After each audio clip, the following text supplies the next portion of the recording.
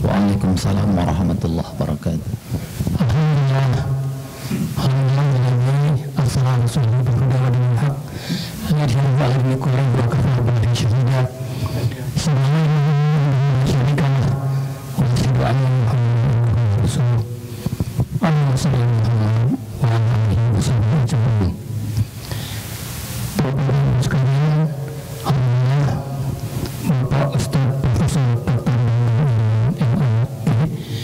sudah berada di antara kita.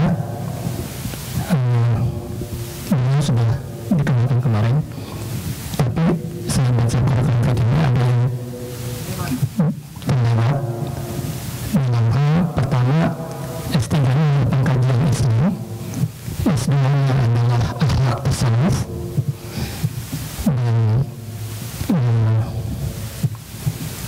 daftar jurnal dan artikel saya menarik. Ada The Practice of Sufism and Religious Moderation in Kawalan Pesantren Community, Pekalongan 2023. Kemudian tradisi mistikus Islam tentang kearifan ekologis. Kemudian buku yang dipublikasikan Pak Ustaz, Ilmu Tasawuf, kebahagiaan, dahsyatnya sabar dan zikir, The Secret of Secret, rahasia sukses dakwah, mengenai epistemologi kaum sufi. Yang menarik, buku kebahagiaan tanpa batas. Kemudian ada tasawuf hijau.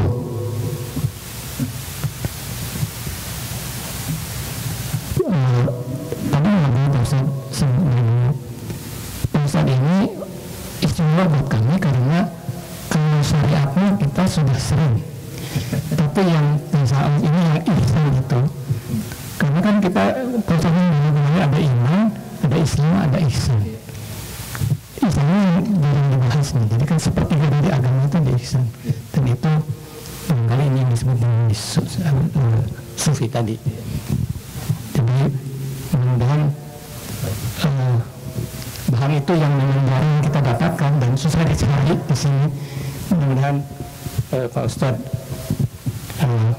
membahas hal itu yang memang kita haus tentang hal itu. Terima kasih. Silakan. Waalaikumsalam warahmatullahi wabarakatuh. Baik Bapak Ibu, keluarga besar jamaah pengajian di Seattle, mudah-mudahan Allah senantiasa memberikan ketenangan, kebahagiaan, keberkahan pada semua apapun yang dititipkan Allah pada kita. Tanpa memperpanjang muqaddimah, sudah didahului tadi. Memang kalau membahas sesuai dengan tema kita beragama di era digital itu nggak ada habisnya. Memang namanya manusia itu dengan rasa penasarannya akan selalu membuat inovasi dan nobody can stop it.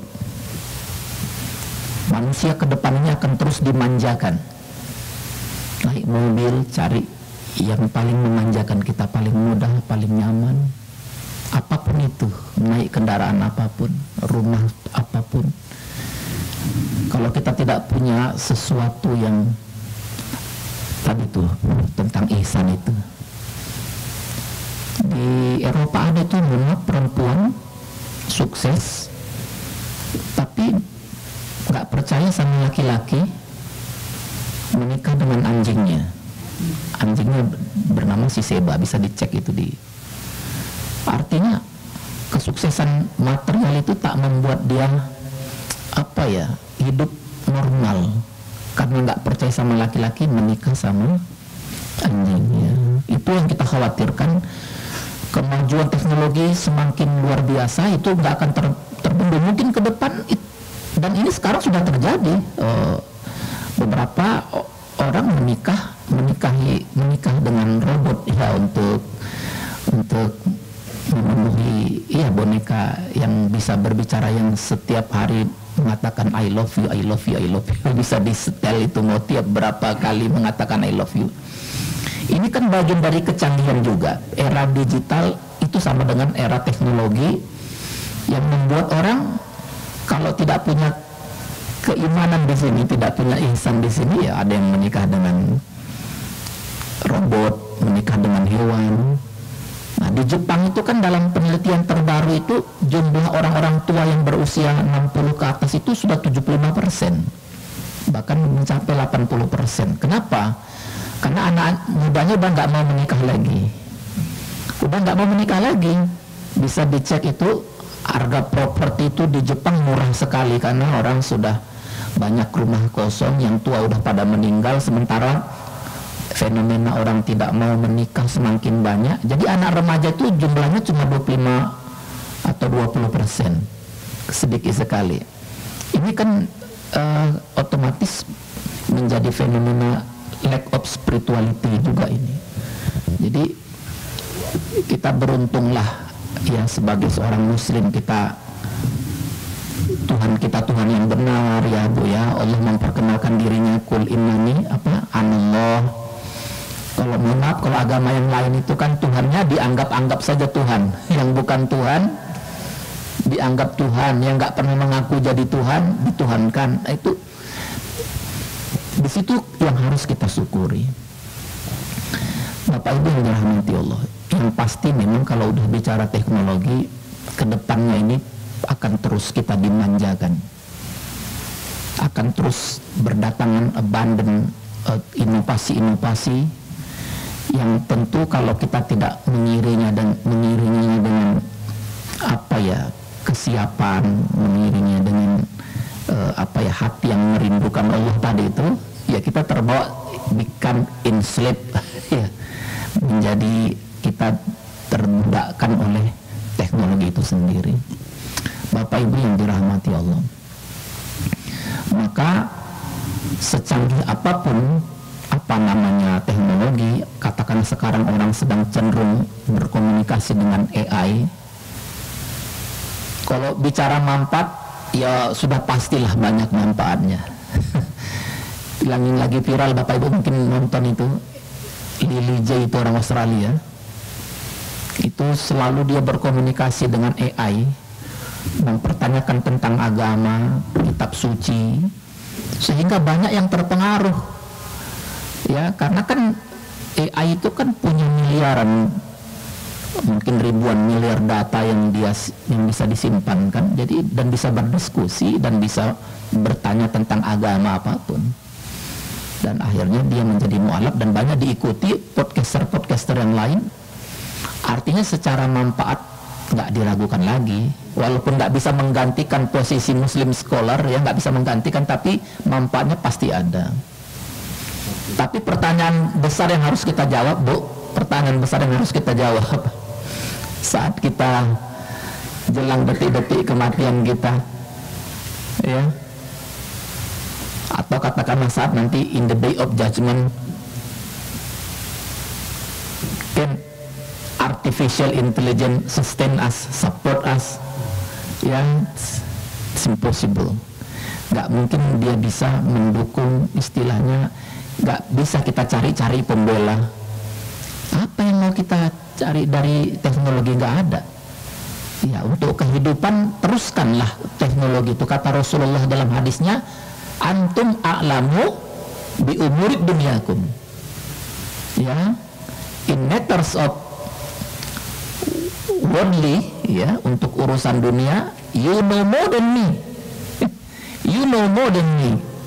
Itu artinya sesuatu yang memang memudahkan, silakan lakukan, sejauh memang tetap mempertimbangkan 5 hal yang kita bahas kemarin itu. Kalau masih ingat, mempertimbangkan protection of our religion, protection our brain, protection our family, our descendant, protection of our wealthy, protection of ourselves.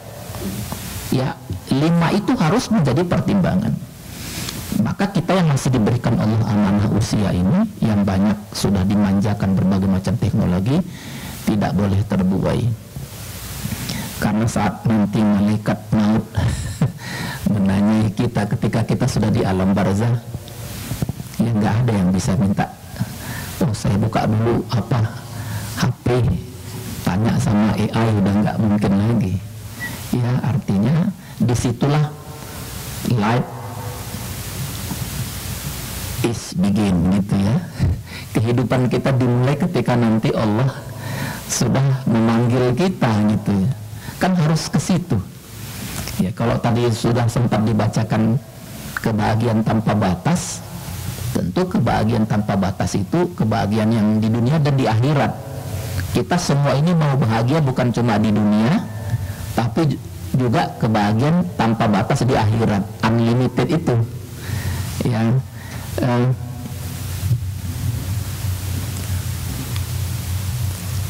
Ya. Artinya kehidupan dimulai. Ya. Sekarang ini kan kita tahap kedua ini dari alam rahim ke alam dunia. Kemudian di alam barzah, alam akhirat. Baru dua yang kita jalani.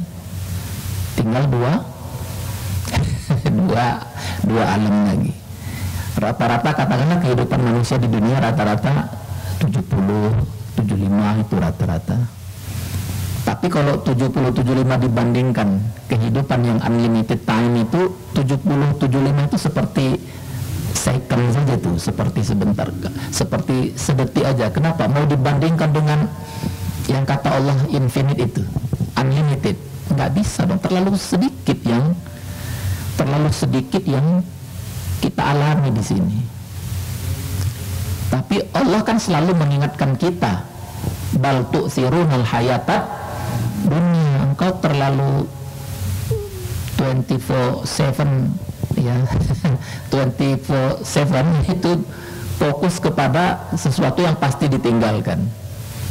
Karena itu banyak orang yang ngamat ibadahnya asal-asalan, tapi kalau untuk urusan dunia, rencananya, planningnya itu luar biasa, pakai manajemen apa tuh namanya, apa istilahnya itu, ada ilmu manajemen itu, ada kesempatan, ada peluang, apa itu, ada opportunity ya, SWOT ada apa strength-nya, apa weakness, dicari opportunity ya, apa threat-nya, itu kan dikaji betul kalau untuk dunia. Subhanallah, betapa baiknya kalau kita menggunakan analisis SWOT itu untuk kehidupan kita. Kita ini kekurangan kita kan, our shortcoming itu bervariasi. Ibu-ibu disuruh jangan datang ke masjid, tetap datang. Itu berarti setan lihat, oh ini nggak bisa digoda dengan ini. Coba dikasih uang banyak dia, lalai nggak dia? Coba dikasih jabatan dia, ya. Pak Dudi digoda, ya. Macam-macam, jangan datang ke masjid, ngapain dengerin ustadz? Tetap dengerin, oh nggak bisa nih. Coba digoda dengan lawan jenis, bisa nggak ini? Ternyata ada orang kelemahannya, ya. Itulah dunia ini yang banyak orang terjebak. Kalau tidak bisa mengendalikan syahwat, umur 70, umur 75, bahkan umur 80 berzina itu masih banyak orang. Ya kan nggak lihat umur kalau sudah dikendalikan syahwat. Ya, jadi Bapak Ibu yang dirahmati Allah, secanggih apapun teknologi, dia tidak bisa ya, saat kita berhadapan dengan hakim yang maha adil, alaihissallahu bihakamin hakimin. Disitulah semua kehidupan become reveal, menjadi terungkap. Ya, begitu di alam kubur, ketika malaikat datang, apa yang kau lakukan selama kamu hidup di dunia? Siapa kamu? Di situ baru, ya Allah, apa yang sudah aku lewati, kok singkat saja? Kok begitu singkat di dunia? Nah, realnya di situ.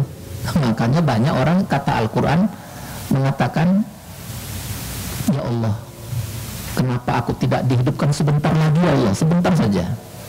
Laula akhirtani ila ajalin qarib.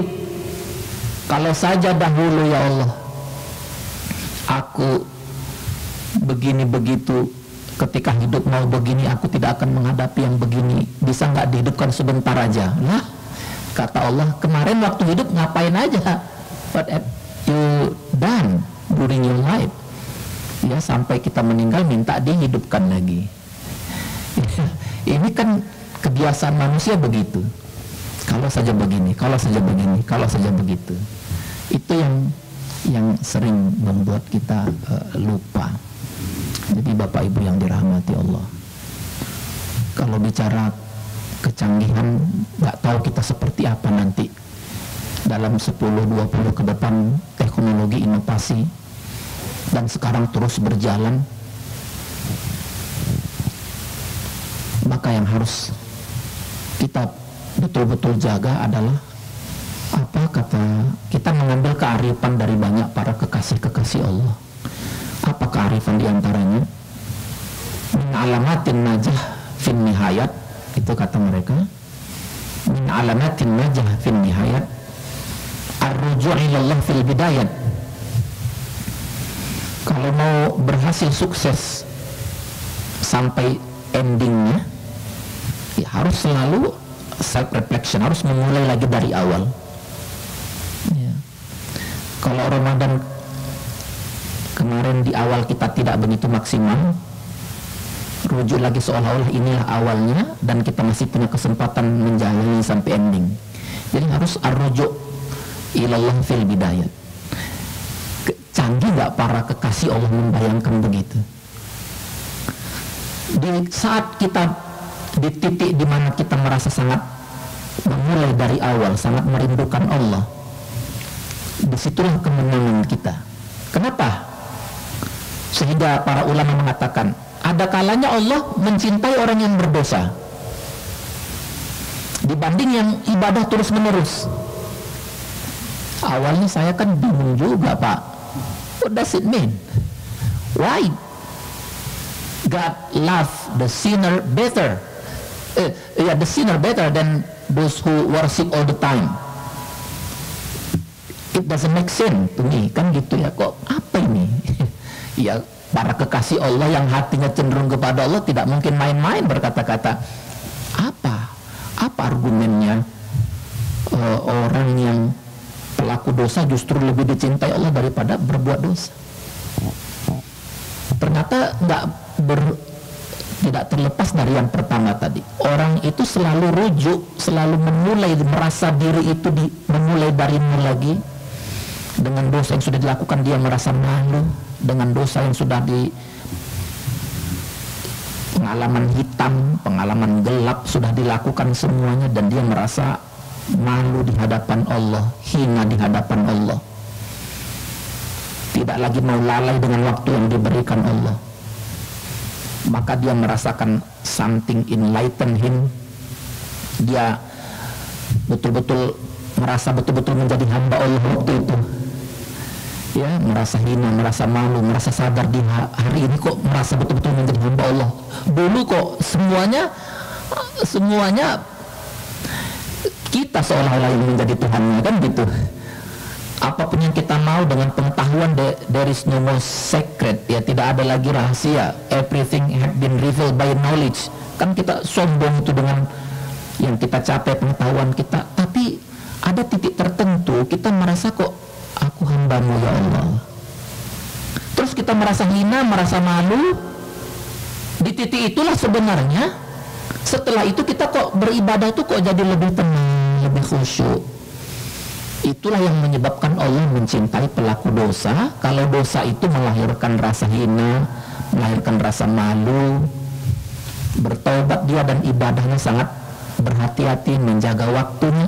Disitulah momen di mana God love the sinner better than those who worship all the time. Waalaikumsalam. Those who worship God all the time doesn't guarantee that he had been loved by God. Gak ada jaminan orang yang beribadah terus menerus, keep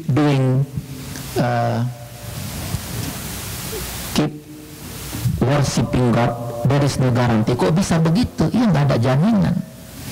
Ternyata ketika diselidiki di dalam ibadahnya, dia merasa suci dari orang lain lah, Dia dalam ibadahnya dia suka pamer dengan ibadahnya, dia suka merendahkan orang lain.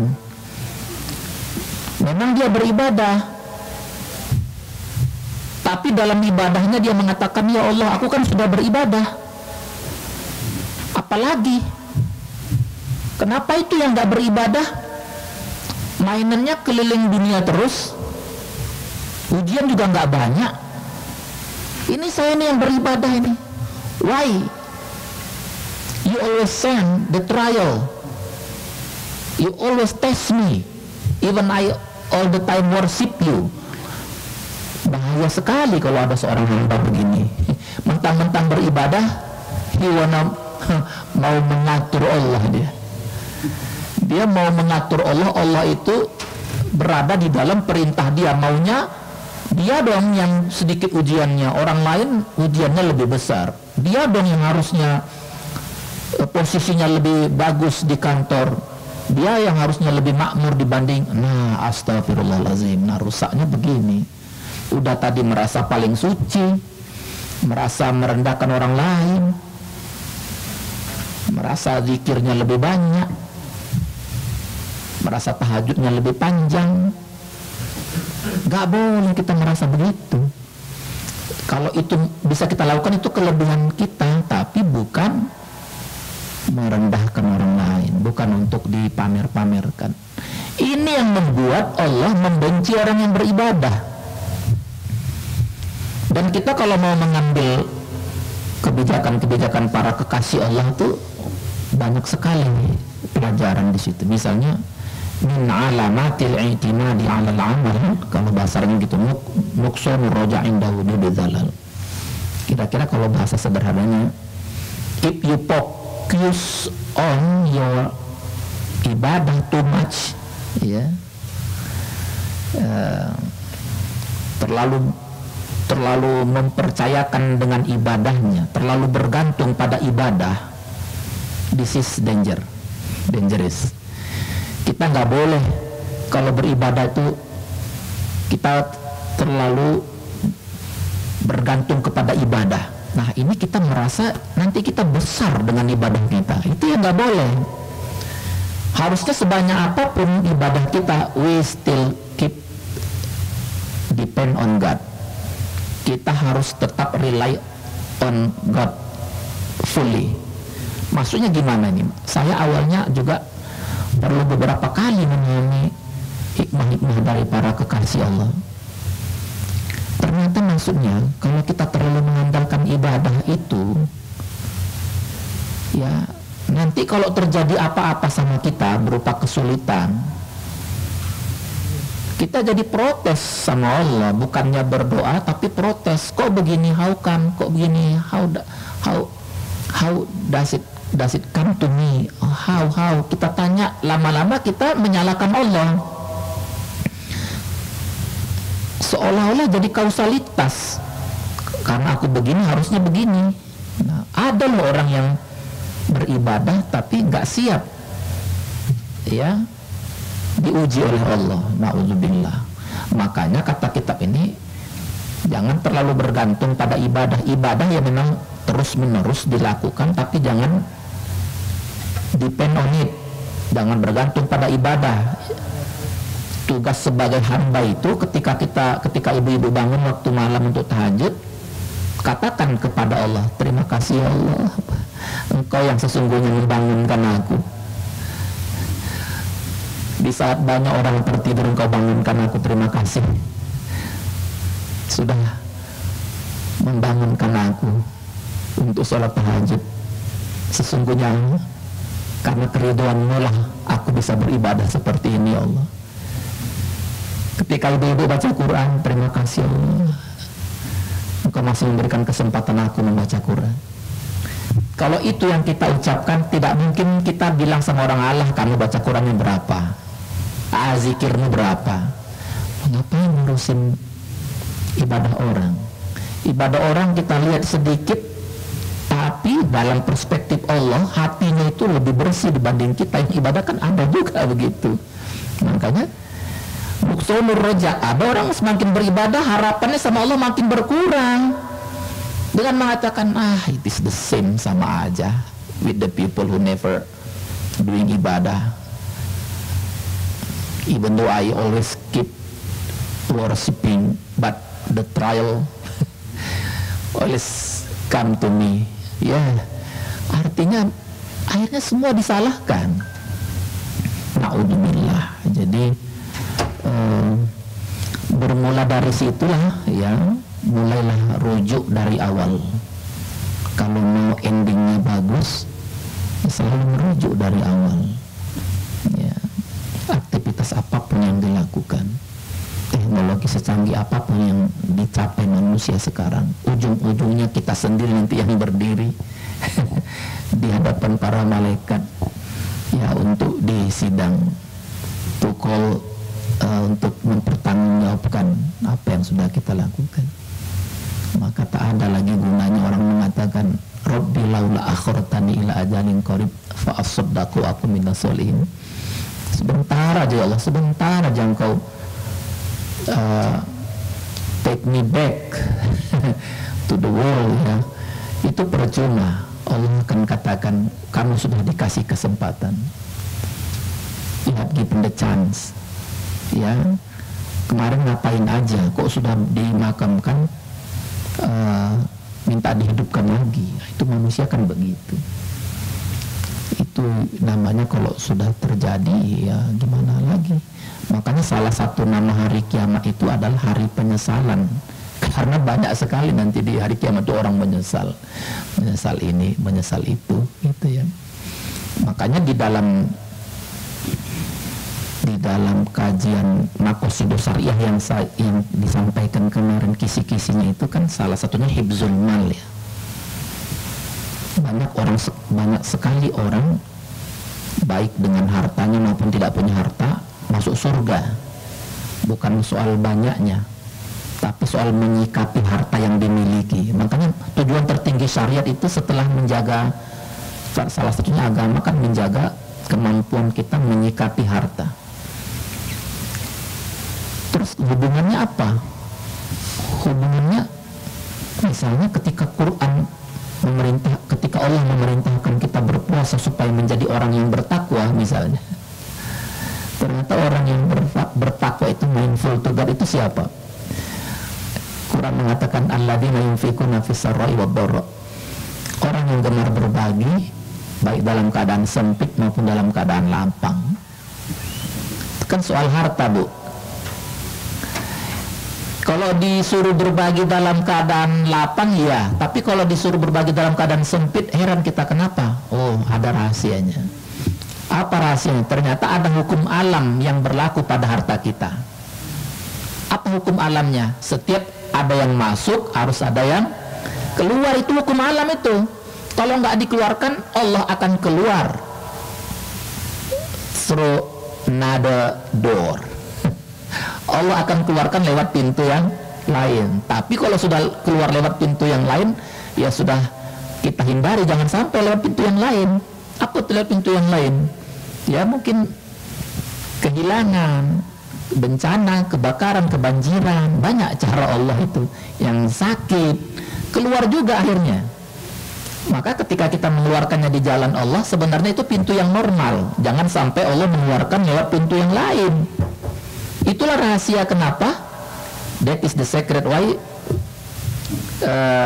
we keep giving the charity even though we are in the hardship. Ya, dalam kesulitan kita tetap. Kenapa Quran mengatakan alladzina yunfikuna fis sarra'i wad dharra? Itu yang pertama. Yang kedua, kata di dalam tafsir yang saya baca, kenapa Quran memerintahkan kita berbagi meski dalam keadaan sempit?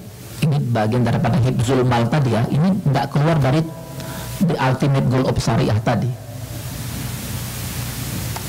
Rupanya apapun yang sudah kita berikan di jalan Allah itu jangan sampai dikatakan sebagai cost, sebagai pembiayaan.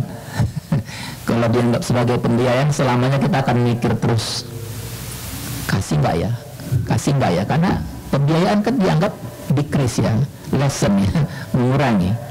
Kasih nggak ya, kasih nggak ya, karena kita anggap pembiayaan. Harta yang dikeluarkan di jalan Allah, niatnya untuk di jalan Allah, itu adalah sebuah investasi. Jadi jangan dianggap sebagai sebuah kos. Makanya Quran mengatakan kemampuan kita mengelola harta itu menentukan kedudukan kita di mata Allah itu. Jadi kemudian para mufasir itu juga menyebutkan apa yang namanya aset itu. Aset itu bukan yang kita miliki dalam perspektif tauhid. Yang namanya aset itu harus dirubah. Aset itu yang sudah kita keluarkan di jalan Allah itu baru aset. Kalau yang belum dikeluarkan Allah itu kemungkinannya dua. Kalau kita yang meninggalkan aset atau aset meninggalkan kita. Maksudnya kalau kita meninggalkan aset, kita berpulang ke rahmatullah. Kalau aset meninggalkan kita, tahu-tahu bangkrut aja, tahu-tahu ada kejadian sesuatu musibah, akhirnya nggak jadi apa-apa harta tadi itu. Nah, itu makanya dalam perspektif tauhid, yang namanya aset itu yang sudah kita keluarkan di jalan Allah, itulah aset. Makanya kata Quran tadi, alladzina yunfikuna fis sarra'i wad dharra, ya, baik dalam keadaan sempit maupun keadaan lapang, berapapun itu. Ya, apalagi mohon maaf, kewajiban zakat fitrah kan sudah mulai nih sekarang. Kalau bisa secepat mungkin ditunaikan itu. Jangan nanti amil zakat terganggu di saat mau menjelang Idul Fitri, banyak yang masih mau dibagi, akhirnya kadang-kadang nggak tersalurkan. Dan itu kesepakatan ulama kan 2,5%. Ya, kalau kemarin di LA saya dengar satu orang itu $15. $15 itu adalah batas minimal sebenarnya. Maksudnya zakat fitrah yang diwajibkan sama kita itu batas minimal sebenarnya. Terlalu sedikit. Kalau kita mau jujur, setahun cuma $15, terlalu kecil. Ya, maksudnya kesepakatan ulama ini sebenarnya dibuat batas minimal supaya semua orang ringan untuk berbagi. Pertanyaannya, mana yang lebih bagus kita lakukan saat kita berbagi itu, batas minimal apa batas maksimal, Pak? Kalau kita bisa memberikan secara maksimal, why should we give the minimum? Ya. Nah, makanya ada para ulama-ulama itu, mohon maaf, merasa malu dia dengan yang zakat fitrah cuma yang sedikit itu. Dan ya di Indonesia juga begitu kan, dia datang ke amil zakat, Pak, berapa zakat satu orang? 60.000 kata amil zakatnya. Terus, ya kami ini ada 4 orang itu ya, suami istri dengan anak 2, berarti 60.000 dikali 4 berapa, Pak? 240.000. Terus dia kasihlah uang 200, uang 250.000, uang 200 satu, uang 50.000 satu. Bolak-balik bilang, mana, ayo cepat kembali 10.000. Artinya terlalu terjebak dengan batas minimal tadi. Ya kalau orang yang berpikir maksimal, aduh malu nih, masa 4 orang setahun sekali cuma 240.000. Sementara traktir kawan-kawan di rumah makan Padang, sekali duduk 1 juta biasa lah. Ini setahun sekali untuk 4 orang ngasih uang 250.000, uang 10.000 pun minta dibalikan terus-terus. Balik-balikan kembali. Nah itu gara-gara berpikir ini. Nah itu kenapa Quran mengatakan orang yang bertakwa adalah orang yang alladzina yunfikuna fis sarra'i wad dharra. Kenapa orang meninggal yang sudah di dalam kubur minta dikembalikan ke alam dunia, katanya fa'asaddaqo, agar mereka bisa bersedekah, karena dilihatnya kawan-kawannya yang lain yang banyak bersedekah itu menjadi cozy, dia nyaman betul itu di alam barzah. Makanya dia minta kembali supaya bisa bersedekah. Dia nggak minta supaya mau puasa, dia nggak minta so I can doing fast, I can pray. Dia nggak bilang begitu, aku mau bersedekah. Makanya jadi tetap tidak lari dari tujuan tertinggi syariah. Kalau mau dikembalikan lagi, protection of religion dalam arti itu adalah protection of our faith, Inilah harga yang paling mahal untuk kita pertahankan Bapak Ibu di sepanjang hidup kita. Kata Umar bin Khattab, it is okay if I have been tested by God, lack of financial family problem, apalagi kesulitan pekerjaan, apalagi masalah-masalah dunia, itu terlalu kecil. Ya, musibah yang terbesar apa Pak bagi seorang muslim? Apa Pak? Bu, musibah terbesar apa Bu kalau bagi seorang muslim? Yang terbesar adalah musibahnya ketika dicabut itu. Ketika dicabut iman itu dari dalam dada kita. Ya, ketika kita menjadi seorang murtad, maka itu adalah musibah terbesar. Maka saat kita diuji oleh Allah, misalnya dengan berbagai macam ujian, tanya dulu, ujian ini ujian terkait dengan iman apa enggak? This is something to do with our faith. If there is no relation with our faith, it is very easy. It is piece of cake. Ya. Mudah ini, karena ini nggak dibawa mati nih kalau urusan-urusan dunia ini yang mau dibawa mati iman ini. Maka musibah terbesar adalah musibah ketika seorang itu menjadi seorang murtad, na'udzubillah. Makanya semua ulama sepakat inilah yang harus kita pertahankan sampai akhir hayat kita. Bapak Ibu baca doa itu, ya muqallibal qulub tsabbit qalbi ala dinik wa ta'atik. Kemudian apa tadi? Ada protection of family, protection of descendant, melindungi anak keturunan. Tentu kalau bisa melindungi ini harus bisa menciptakan situasi keluarga yang sering kita istilahkan keluarga yang sakinah, mawaddah, warahmah. Ketika ada seorang sahabat mau mengadu, dia kepada waktu itu Umar bin Khattab sebagai Amirul Mukminin mau mengadu. Kenapa? Karena sahabat ini, his wife very talkative. Every day, every second itu selalu apa namanya ini, talkative, apa ya istilahnya itu, keep marah-marah, keep angry, keep talking. Jadi dia mau mengadukan masalah istrinya itu kepada Umar bin Khattab. Ini kan persoalan keluarga juga ini. Tahu-taunya Umar bin Khattab ketika didekati sedang dimarah-marahi juga sama istrinya. Sahabat yang mengadu tadi, sama aja rupanya, pulanglah. Jadi pulang. Tapi di lain waktu sahabat tadi masih penasaran, dia masih tanya dia sama Umar bin Khattab, mohon maaf ini ya Amirul Mukminin, mohon maaf, ada apa? Saya pernah mendengar engkau dimarah-marahi istrimu cerewet begini begitu, tapi engkau tidak sedikit pun merespon, engkau tenang. Kok bisa begitu? Padahal engkau ini laki-laki yang paling tegas, yang paling kami takuti, tapi engkau di hadapan istrimu kok nggak berkutik begitu? Kata Umar bin Khattab, aduh, istri saya itu kan sudah lelah.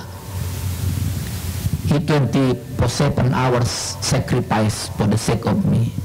Dia sibuk mengurusi rumah, dia lelah, dia sudah memberi saya anak-anak, banyak sekali pengorbanan istri saya itu. Masa gara-gara urusan marah-marah yang begitu tuh harus saya respon? Biarlah dia marah, dia wajar untuk marah. Dia mau hidup bersama aku, sudah alhamdulillah, memberi aku anak-anak, berkorban untuk aku. Terlalu kecil marahnya itu. Wah, luar biasa jawaban Umar bin Khattab untuk menciptakan suasana rumah tangga yang ini sudah mau dekat. Ya, ini lagi nih. Jadi Bapak Ibu yang dirahmati Allah, masih ada waktu 5 menit lagi.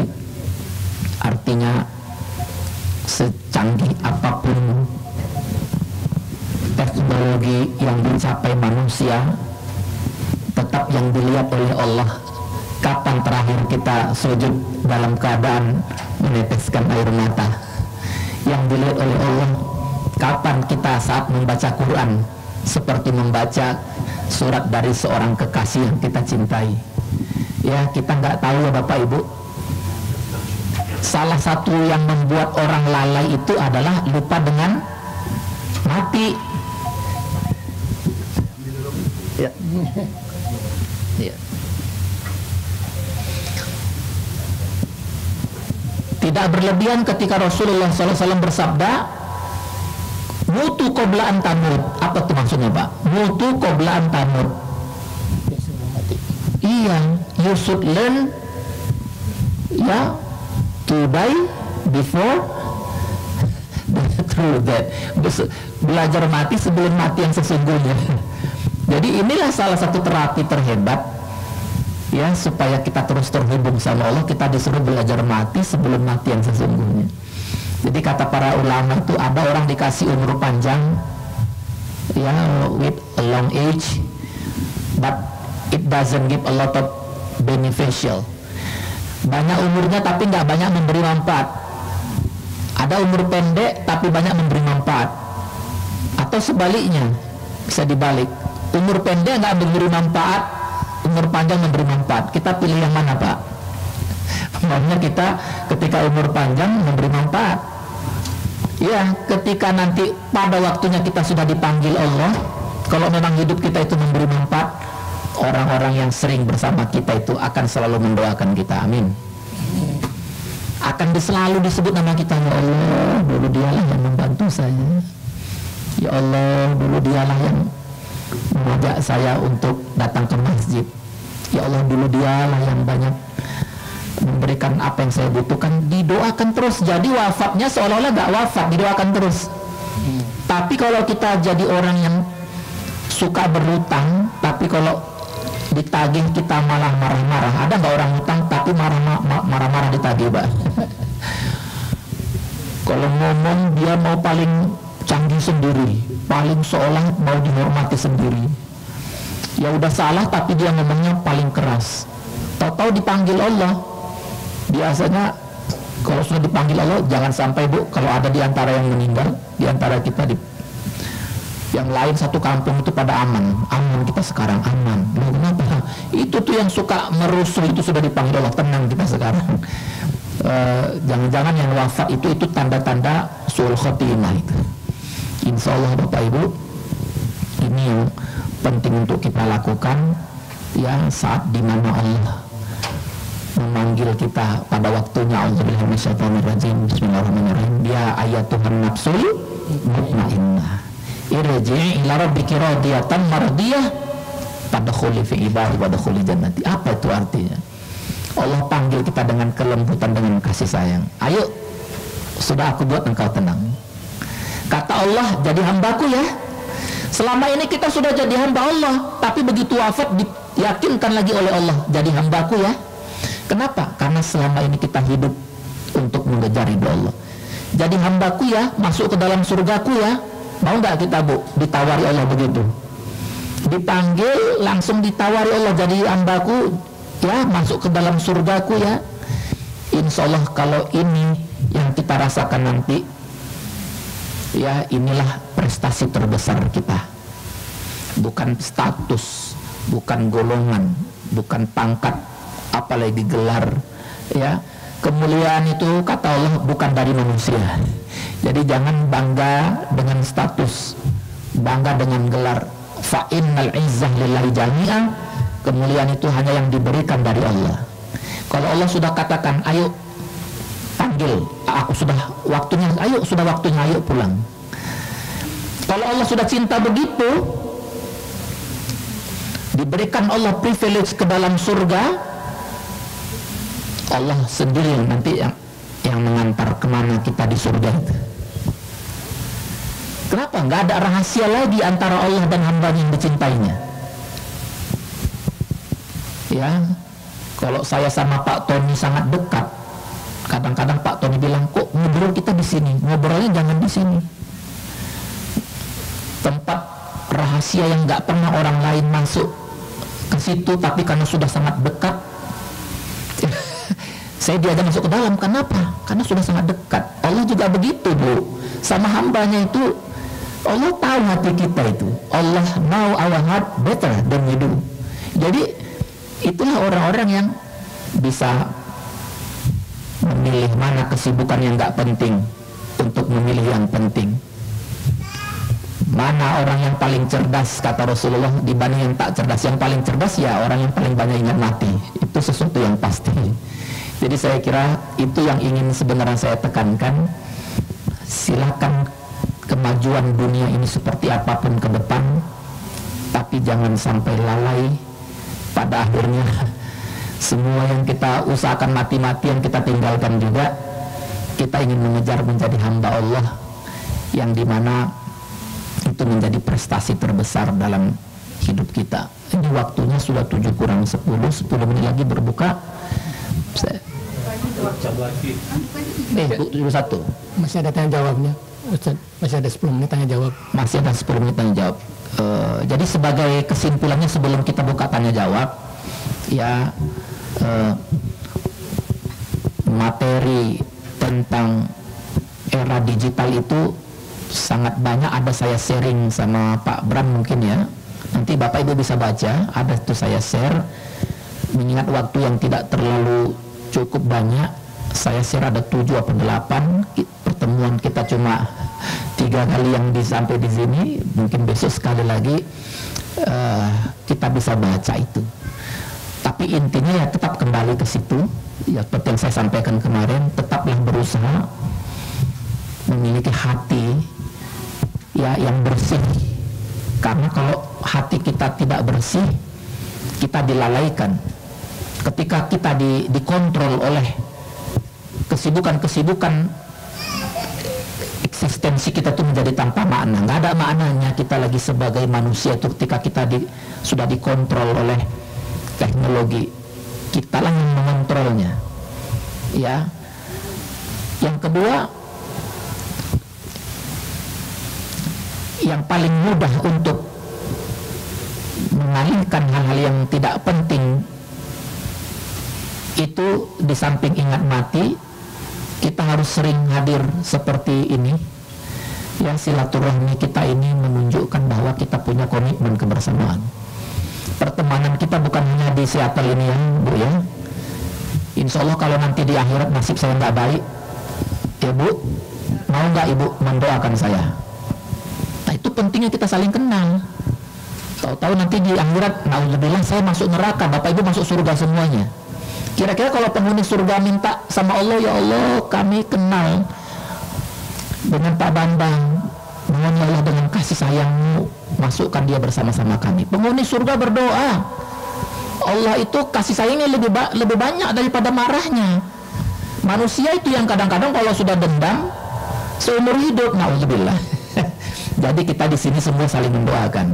Kalau ada di antara kita nasibnya nggak baik, di surga pun nanti ada saudara kita yang di neraka, tetap kita doakan. Itu pentingnya silaturahmi begini. Ya, mudah-mudahan bermanfaat. Ya, saya kembalikan ke moderator. Silakan Pak, mungkin ada yang mau ditanyakan. Terima kasih Ustaz. Sekarang waktunya bisa di 10 menit atau 10 menit untuk tanya jawab. Kesempatan untuk para bapak atau dari ibu berdua yang bertanya. Boleh. Ya. Sebentar tanya berapa cuma dan. Ya. Assalamualaikum Ustaz. Kemarin Ustaz ada menjelaskan dan mengajak kita untuk move on dari masyarakat fikih ke masyarakat insan. Dan di mana masyarakat ihsan ini domainnya adalah kalbu, feeling, sense. Nah, saya ingat hadis Nabi, Nabi bersabda kepada Bilal, ya Bilal, hiburlah aku dengan sholat. Berarti menjadikan sholat itu sebagai entertain untuk menghibur, padahal bukan menghibur Bilal tapi menghibur Rasul, pihak lain. Bagaimana kita bisa mendapatkan level ini, Ustaz? Seperti itu. Jazakallah khair. Apa dikumpulkan dulu ya pertanyaan? Baik. Ibu yang tanya silakan. Assalamualaikum warahmatullahi wabarakatuh. Saya mungkin pertanyaannya bukan yang ini tapi tadi kan Ustadz menjelaskan perkara zakat itu. Kan sebetulnya zakat kan ada zakat fitrah sama zakat mal. Yang besar kan zakat mal, Ustadz ya. Saya sendiri juga nggak tahu kalau zakat fitrah itu kenapa kecil gitu, saya juga nggak tahu ceritanya. Tapi kalau zakat mal yang saya baca memang di Al-Quran itu yang 2,5% itu memang kayaknya untuk zakat mal ya. Jadi maksudnya aturannya itu yang misalnya emas ada itunya dengan zakat kekayaan dan sebagainya. Jadi jadi maksud saya pertanyaannya yang zakat fitrah itu juga dari mana? Saya juga kurang tahu asalnya. Yang terima kasih Ustaz. Baik, saya respon dulu ya dari yang nomor 2 dulu Pak pertanyaannya. Nilai zakat fitrah yang kita bayarkan itu sebenarnya adalah kesepakatan para ulama itu. Ya, makanya bisa berbeda-beda itu jumlahnya. Tetapi ada masyarakat tertentu Muslim, ya saya sebut saja itu di Iran itu nggak mengenal yang sedikit begitu. Mereka pakai prinsip al-khums itu ya, lebih besar itu dari 2,5%, 1/5 itu. Kalau 1/5 itu kalau mungkin 20% Pak ya? 20%. Ya 20%. Ini kan sesuatu yang luar biasa ya. Artinya maksud saya begini Bu, saya sampaikan ini jangan terlalu perhitungan dengan yang tadi tuh, gara-gara lebih 10.000 ya janganlah, nggak usah diminta lagi pun. Kalau bisa, kalau zakatnya 240.000 kasihkan 500.000, kenapa? Itu untuk urusan zakat fitrah itu bukan nominal persentasenya itu ya. Sementara kan pengalaman kan orang biasa tuh mengeluarkan uang 500.000 ya, nggak ada apa-apanya 500.000 tuh bagi orang yang berada tentu saja. Makanya jangan terlalu sibuk memikirkan yang minimal itu. Dibuat minimal itu oleh para, jadi itu kesepakatan para ulama Bu, dibuat sangat sedikit supaya orang senang berbagi. Tapi kalau bagi orang yang bisa memberikan lebih, ya itu akan jauh lebih baik. Mereka tidak terjebak lagi dengan persentase. Ya, saya yakin Bapak Ibu mungkin sudah ada yang melakukan itu. Ya, kalau bisa maksimal, jangan dipilih yang minimal. Yang kedua tadi apa Bu? Saya lupa. Ada kan dua, yang pertama, yang kedua tuh. Itu aja, satu itu aja Bu. Yang sebetulnya oh iya. Kan yang wajibnya, Iya. yang dua-duanya wajib kan? Ya, dua-duanya wajib. Dua-duanya wajib, ya, dua-duanya wajib. Nah, oke, yang kedua Pak, memang Rasulullah sendiri kan memang mengatakan seperti itu. Salah satu yang membuat aku bahagia adalah ketika datang waktunya sholat, aku bahagia sekali, aku terhibur. Ya, maksudnya ketika banyak masalah-masalah dunia yang dianggap melelahkan, yang membuat resah, kadang-kadang membuat gelisah, kadang-kadang membuat sedih, berbagai macam persoalan dihadapi, maka sholat itu, makna menghibur itu sebenarnya lebih kepada terapi. Jadi sholat itu bisa menjadi terapi kecemasan, terapi kegelisahan. Kenapa? Karena dia bertemu dengan zat yang maha menghidupkan dan yang mematikan. Karena itu sahabat Ali bin Abi Thalib diantaranya ketika setiap kali mau sholat itu kelihatan wajahnya pucat gitu. Ada sahabat bertanya, kenapa ya Ali setiap kali engkau mau sholat wajahmu pucat sekali? Kata Ali bin Abi Thalib, because I really know ya siapa yang sebenarnya saya sembah. Saya tahu persis siapa yang mau saya hadap. Jadi ini berarti soal kemampuan ma'rifat ini, kemampuan ma'rifatullahnya ya. Itu yang dialami Ali. Rasulullah SAW sendiri pun mengalami itu kan. Sering sekali dalam ibadah-ibadahnya ketika sholat dia meneteskan air mata. Suatu kali Satu kali ketika bajunya basah dengan air mata dalam tahajudnya dan waktunya masuk subuh, itu bajunya belum kering oleh air mata. Ada sahabat yang mengatakan, ya Rasulullah, engkau ini kan sudah nabi, sudah dijamin, engkau ini kekasih Allah, kenapa ibadahmu sampai seperti ini? Kata Rasulullah saat itu, afala uhibbu an akun abdan syakuro, apakah aku tidak ingin dikatakan sebagai hamba yang pandai bersyukur? Jadi sholat itu menambah kebahagiaan, menjadi terapi untuk menunjukkan rasa syukur kepada Allah. Itulah kenapa sholat itu dikatakan sebagai sesuatu yang menghibur, menjadi sebuah kebahagiaan. Orang yang sudah sampai di level ini, ya itu sholatnya nanti berlama-lama, dia berpanjang-panjang, nggak seperti kita buru-buru mau cepat-cepat selesai. Kami berharap, ya Allah, kasih sayangmu jauh lebih besar daripada murkamu. Jangan engkau murka kepada kami, ya Allah. Ya Allah, ya Rabb kami, bimbing kami agar kami bisa beribadah dengan lebih khusyuk. Bimbing kami agar kami senantiasa menjadi hamba-Mu yang pandai bersyukur.